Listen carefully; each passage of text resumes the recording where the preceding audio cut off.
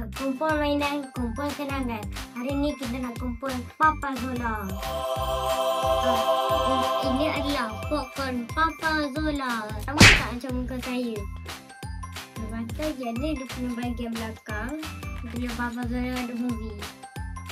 Jadi dia punya bahagian atas, kiri dan kanan. Itu je lah kotak dia.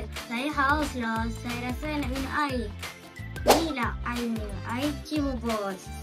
Ni gambar depan, belakang, kiri, kanan. Tulis Papa Zola ada movie.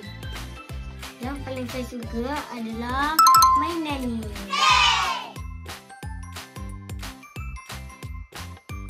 Ayuh anak muda, jom tengok wayang.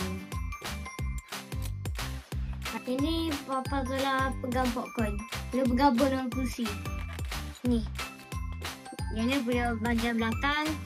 Dia punya ni ada lubang. Lepas tu boleh pasang macam figura sikit. Boleh bergerak, bangun ataupun duduk. Okey. Lepas tu yang ni dia punya popcorn. Ni Papa Zola. Tunggu apa lagi?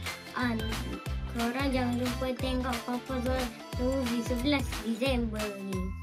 Bye.